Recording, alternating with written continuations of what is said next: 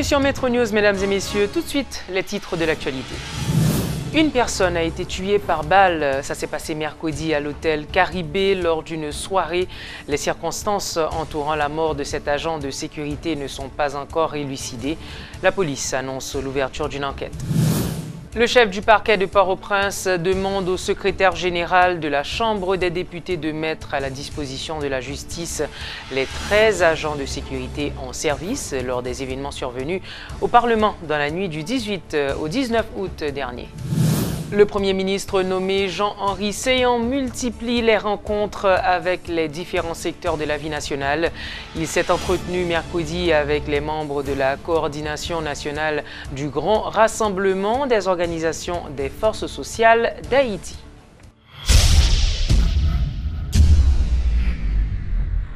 Vivez l'expérience BNC. Bienvenue à la BNC. Votre Banque nationale de crédit met à votre disposition ProCrédit pour améliorer la productivité de votre petite ou moyenne entreprise. Avec notre plan épargne retraite, planifiez votre demain aujourd'hui. ATM BNC, Banque nationale crédit Paola. N'importe côté, n'importe qui l'est. La carte BNC, c'est tous les avantages BNC dans une carte. Kaipam, en fait, c'est Kaipao. Et l'agent cash, c'est la BNC à votre portable. BNC, l'expérience au service de toutes les générations.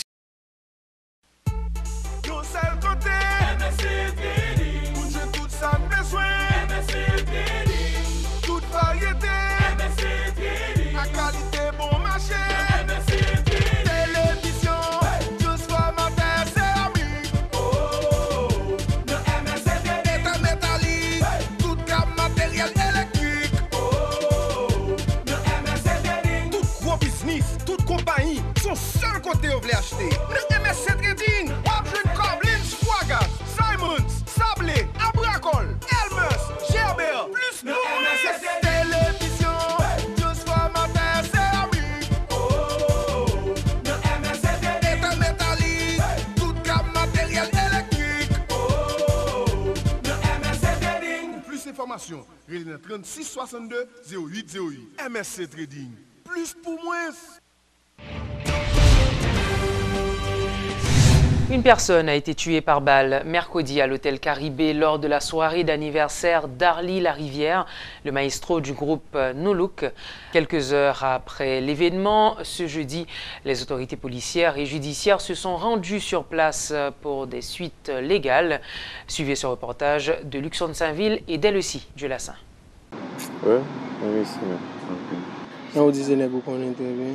Oui, c'est toujours. Même je suis habitué à venir sécuriser l'événement ici. Oui, je suis habitué. Je suis habitué.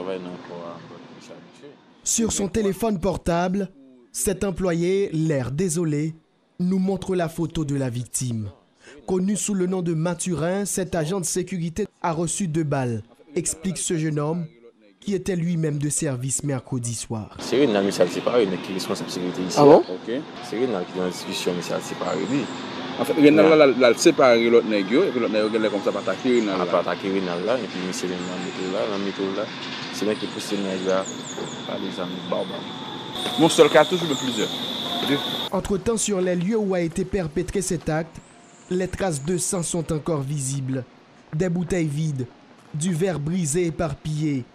Les stigmates de l'altercation sont palpables dans l'espace. Ce jeudi matin, un juge de paix, un substitut du commissaire du gouvernement, des agents de la DCPJ, le commissaire principal de Pétionville, étaient tous présents sur les lieux pour faire le constat, mais également auditionner responsables et employés de l'hôtel. Rien n'est dit, aucune information. Les autorités judiciaires ne souhaitent pas donner d'interview. Après son audition, Patrick Stacco, directeur des activités au Caribé, partage avec nous ce qu'il a vu et entendu lors de cet incident. Il y a des VIP Kaboum. Chef sécurité en Ouest Roumain, parce que balle fini, je suis allé pour séparer les nègres. Séparer les nègres, sécurité, monsieur VIP, vulnérable, commencer à faire monsieur coup. Monsieur tombé, tout ça, etc. C'est à ce moment-là, il y a un agent palio qui, par contre, en difficulté, je suis venu pour la balle. C'est avec ça, d'après ça me fait dit, ça s'appelle tant de détonation et puis monsieur. Alors, qui a tiré? Est-ce l'agent de sécurité du député Jean-René Lochard ou celui de l'ex-président Michel Martelly? En tout cas, le flou persiste sur les circonstances réelles de la mort de la victime. Sur les réseaux sociaux, les versions circulent. À chacun son interprétation. Mais au niveau de la police, c'est le silence total. Jusqu'à ce jeudi après-midi, le directeur départemental de l'Ouest de la PNH ainsi que le commissaire du gouvernement de Port-au-Prince étaient injoignables. Quelques heures après l'incident, le poids du décès de l'agent de sécurité pesait encore sur le fonctionnement de l'hôtel Caribé qui a accueilli mercredi ce bal d'anniversaire.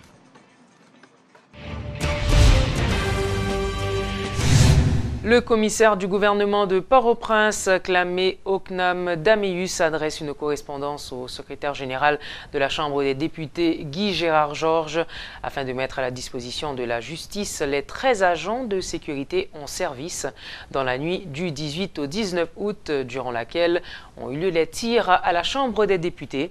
Dans cette correspondance datée du 23 août, le commissaire Daméus réclame également la mise à disposition de tout enregistrement vidéo effectué durant cette période au niveau du Parlement. Dans le même temps, le commissaire du gouvernement de Port-au-Prince invite le publicitaire Max Alex Joseph le 27 août prochain au parquet dans le but de répondre à des questions sur la vidéo incitant à la violence contre les parlementaires sur laquelle il a posé sa voix.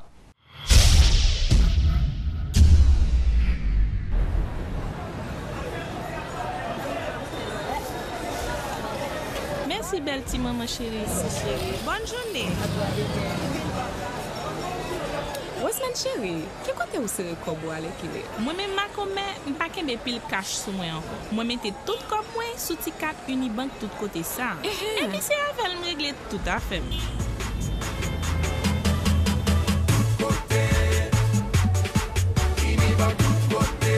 Hey, comme t'as pensé à le faire une tout? Ah, chérie. Pourquoi vous faites qu'un Unibank tout côté par avec 100 gouttes de dépôt seulement? Mes amis, je pense que ça peut des pile. Ma commet, pas petit temps. Parce que ouais, moi même journée jeudi, moi j'ai 4000 gens avec n'importe l'autre client Unibank.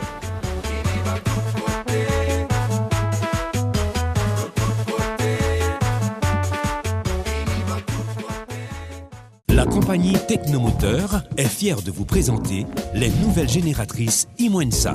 Équipées d'un moteur Yanmar, fabriquées au Japon, les génératrices Imoensa sont puissantes, solides et sont les plus silencieuses dans leur catégorie tout en étant moins chères. En tant que directrice adjointe de Technomoteur, je vous donne la garantie que les génératrices Imoensa vont vous satisfaire, vu leur durabilité et leur prix imbattable. En tant que mécanicien, j'ai constaté que pièces génératrices Imoensa de très bonne qualité. Job PAM, c'est assurer un service après-vente rapide et efficace. 7 sur 7, 24 sur 24. C'est ça tout client cherche. Passez voir les nouvelles génératrices Imoensa de 5 kW à 3 MW à Technomoteur. Technomoteur Building Duval, Gazo, route nationale numéro 1. Téléphone à 28 16 16 88 à 90. Dans Technomoteur, tout client, c'est famille. Une importante rencontre s'est tenue la semaine dernière entre le Premier ministre nommé Jean-Henri Séan et la coordination nationale du Grand Rassemblement des organisations des forces sociales d'Haïti, GROFOCH. Des promesses relatives à l'amélioration des conditions de vie de la population ont été formulées par le prétendant à la primature. C'est ce que rapportent les membres de cette structure. En conférence de presse ce jeudi, les membres du GROFOCH ont affirmé que cette réunion s'inscrit dans le cadre des consultations qu'effectue le notaire de 61 ans avec différents secteurs de la vie nationale.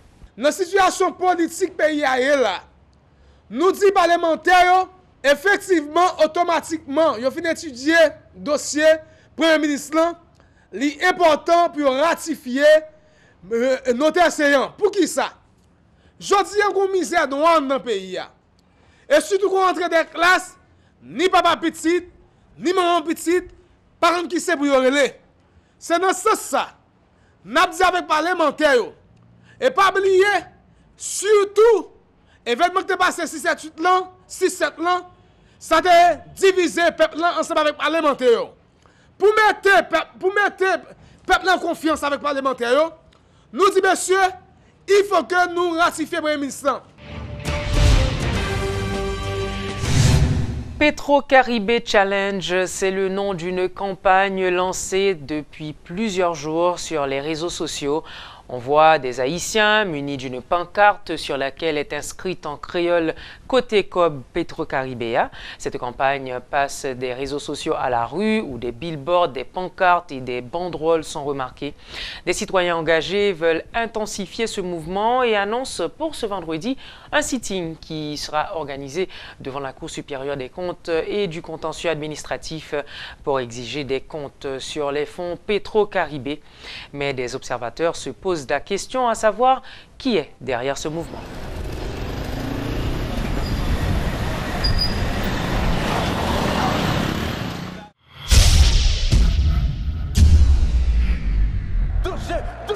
Attention, la boule.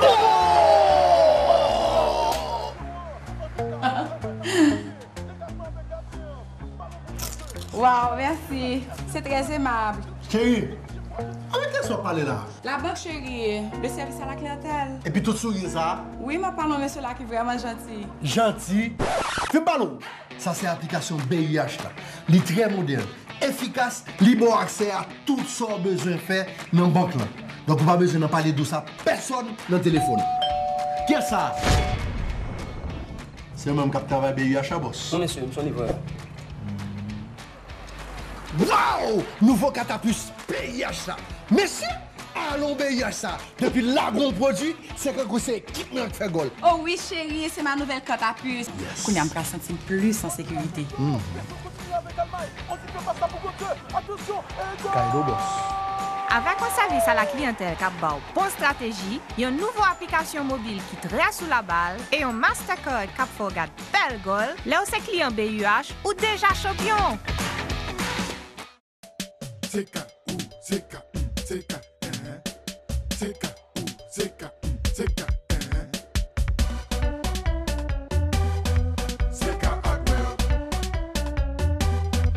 Ingénieur, ouvrier, contremaître, si vous cherchez plus belle et plus gros que Kairi qui est dans le pays, venez visiter nous dans CK Hardware, dans 42 boulevard Toussaint Louverture, dans l'airport industriel Park, Boka Foufleur. Venez paquer en toute sécurité pour qu'à choisir parmi plus que 15 000 articles nous avons pour offrir. Ou à joindre depuis ces matériels pour quincaillerie, plomberie, électrique, sanitaire, bois. C'est qu'à représenter un pile gros marque international qui vient dans le pays. Tant que frigidaire pour électroménager, à Trouver, il y a un plus gros marque d'outils qui vient dans le monde. Dans sa fait construction, prix, qualité et assortiment, CK Hardware, c'est mettre question. Pour plus d'informations, relez-nous dans 88 33.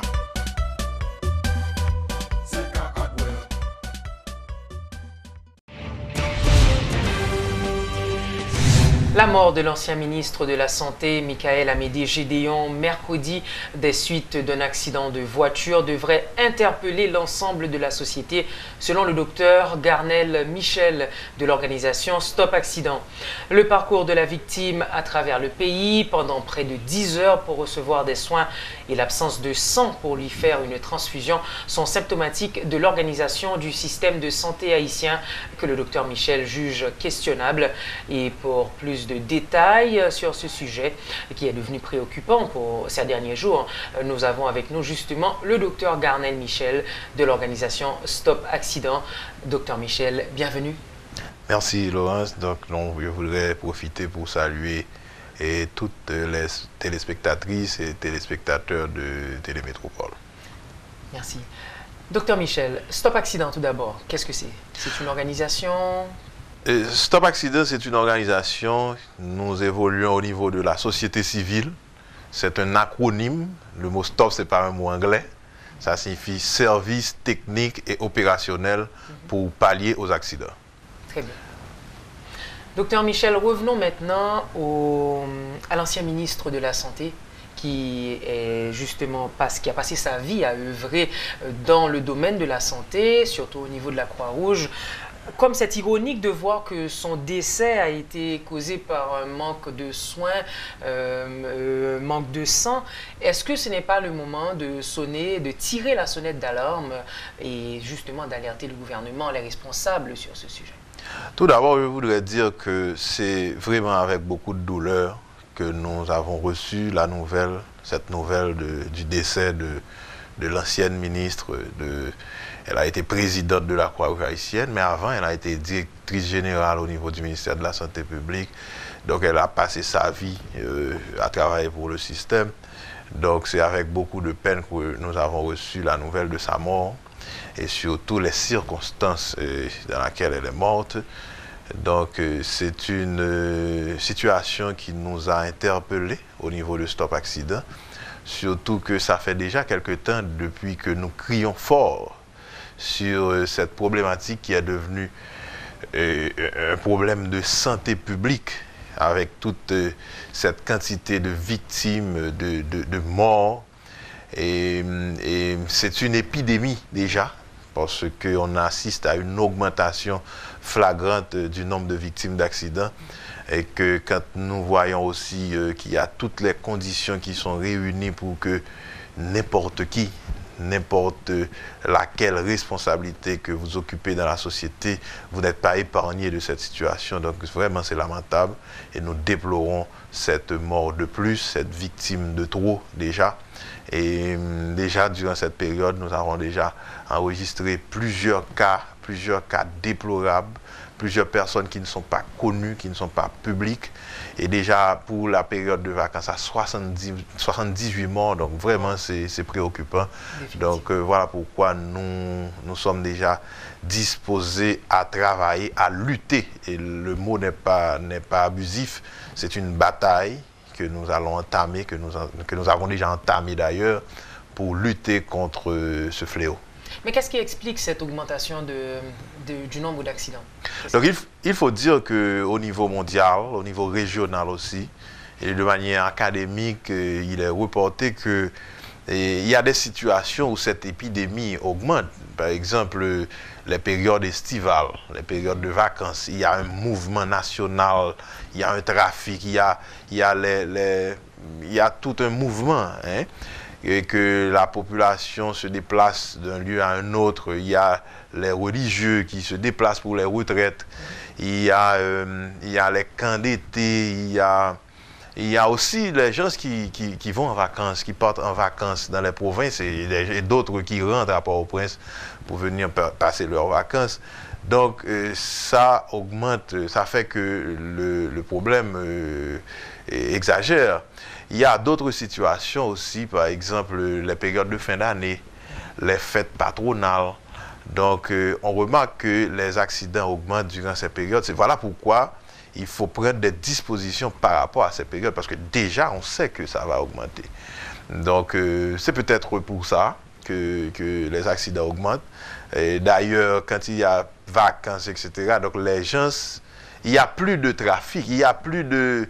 C'est-à-dire dans ce secteur économique où les gens font leur business d'assurer le transport en commun, il n'y a plus de clients.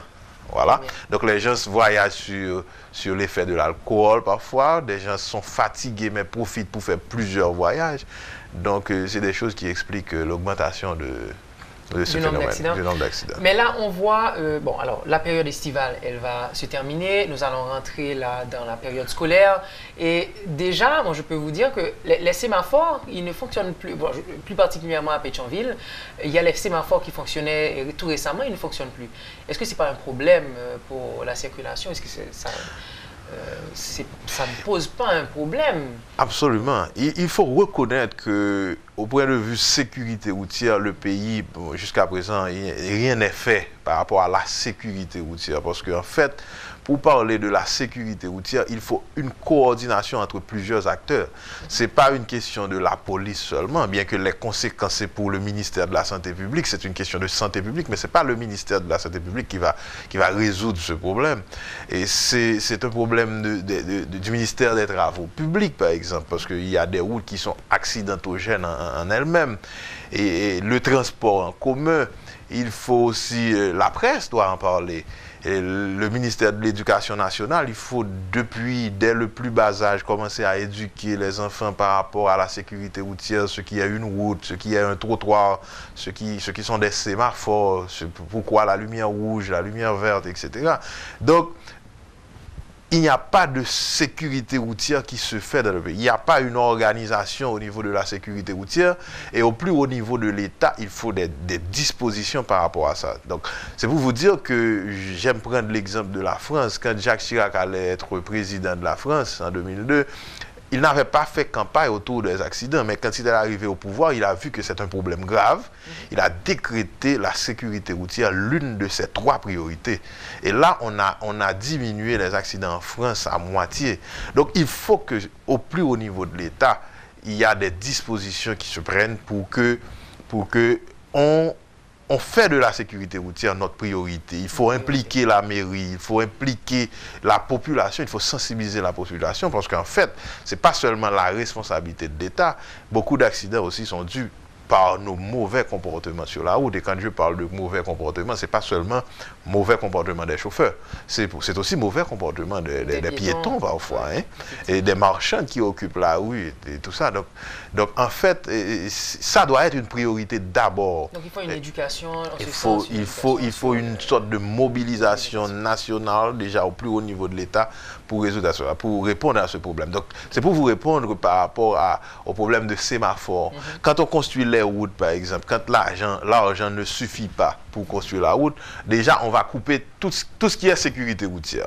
On va enlever les trottoirs, on va enlever la signalisation, on va enlever les sémaphores, parce que quand on construit une route, il faut considérer cette partie qui est sécurité routière, la signalisation, les trottoirs, tout et tout. Donc maintenant, on va avoir l'ouverture des classes, donc la fin des vacances, donc beaucoup de gens vont revenir de leur province pour rentrer à Port-au-Prince, beaucoup de gens vont partir de Port-au-Prince pour rentrer à leur province, donc il va y avoir tout un mouvement national, donc c'est sûr que les accidents, on va avoir beaucoup plus d'accidents, donc déjà c'est la mauvaise nouvelle, et s'il n'y a pas de dispositions qui sont prises dès maintenant, donc ça va être compliqué et très compliqué. Parlons maintenant des motocyclistes, les motos. Est-ce que vous avez déjà un chiffre? Oui, j'aurais dit phénomène moto. Le phénomène moto. Est-ce que vous avez un chiffre du nombre d'accidents qui impliquent les motocyclistes en général? Et quels sont... est-ce qu'il y a un minimum de contrôle au niveau de la circulation pour pallier à ce problème? Bon, il faut dire que tout pays qui se respecte doit organiser son transport en commun. Et aujourd'hui, le transport le plus commun, se fait à travers les motocyclettes. Donc, nous ne sommes plus un pays agricole. Les gens vendent leurs terres, leurs bêtes, leurs animaux pour acheter une moto et entrer dans ce commerce de moto. Donc, le secteur n'est pas régulé. On n'est même pas au courant en tant que pays de combien de motos qui circulent actuellement en Haïti. On n'est pas au courant de combien de motos qui rentrent dans le pays, ni comment les motos rentrent dans le pays, ni comment on fait pour posséder une licence, si toutefois on va utiliser, si d'ailleurs on utilise la licence pour conduire une moto. Donc n'importe qui veut faire un commerce, veut rentrer dans le business, s'achète une moto et puis voilà. Donc c'est pour vous dire que le secteur n'est pas régulé. Et autre phénomène qu'il y a, c'est que plusieurs personnes témoignent que les motocyclistes, avant de prendre leur moto, utilisent de la drogue parfois. En créole, on dit qu'il y a un petit plat dans les poches.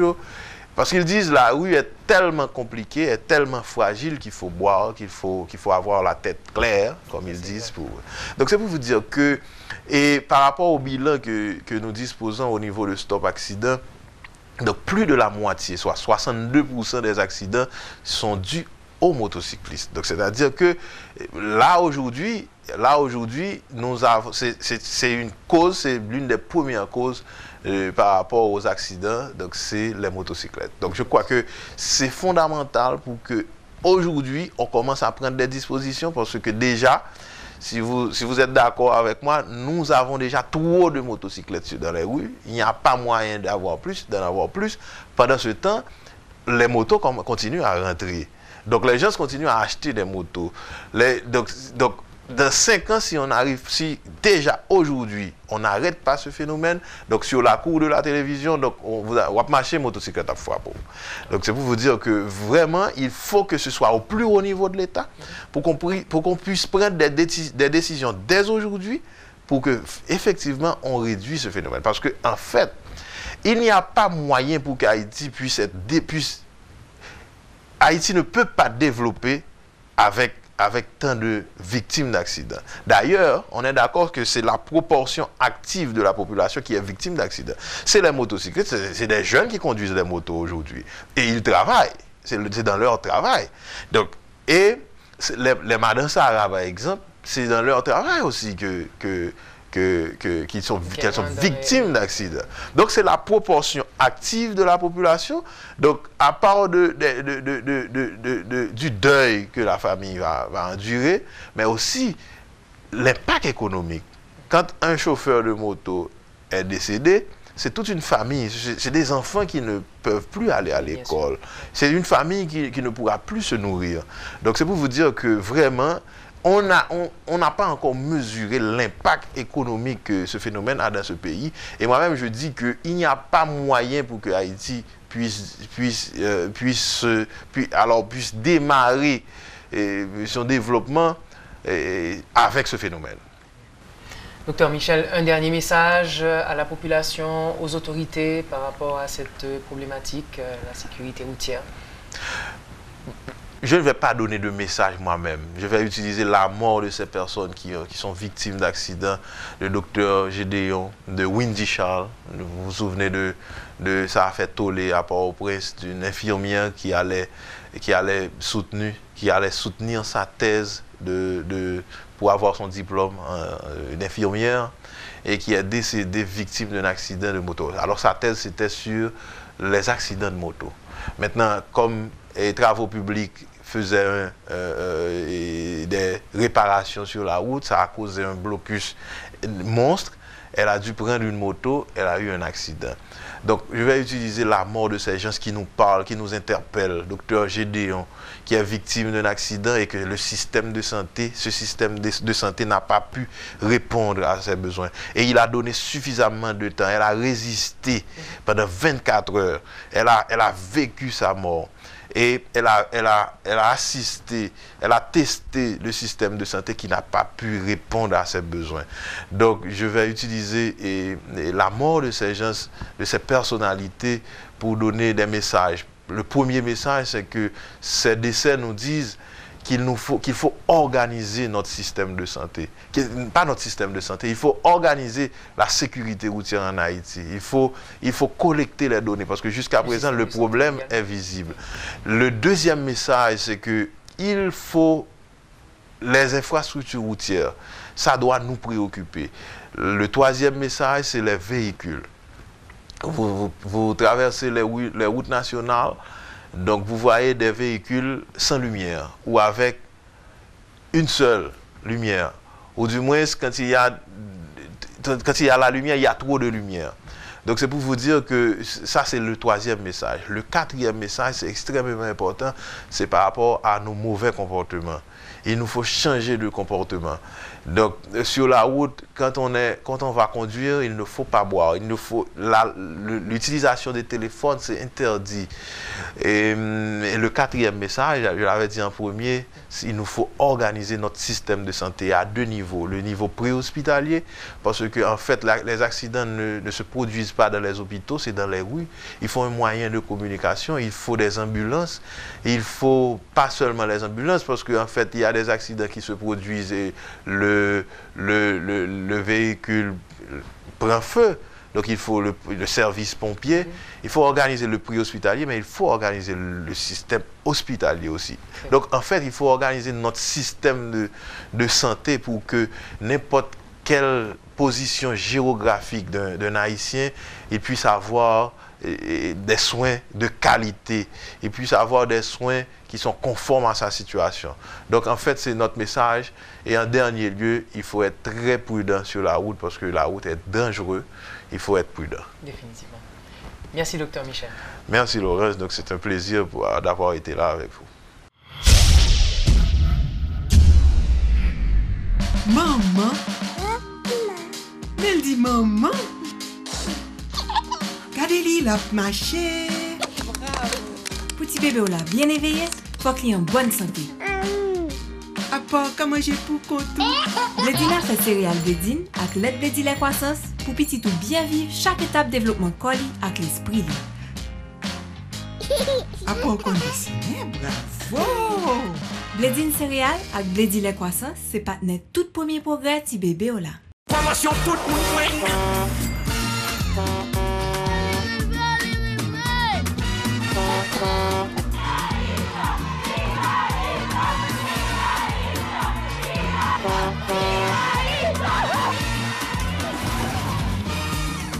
Ça, ce moment, nous pouvons jamais vivre. Créolito a fait un cadeau manger pour Yolande.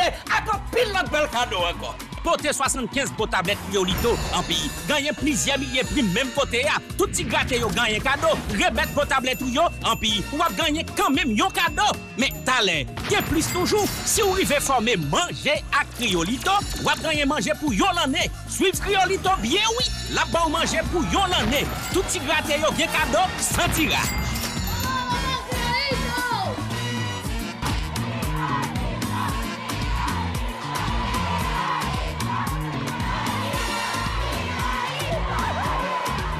Toujours pas au cadeau, et puis bon yo. D'un cadeau, Créolito yo, dans ta fait ou là. Promotion tout le monde. Merci d'avoir été avec nous aujourd'hui. À très bientôt pour une autre édition de Métro News, mesdames et messieurs.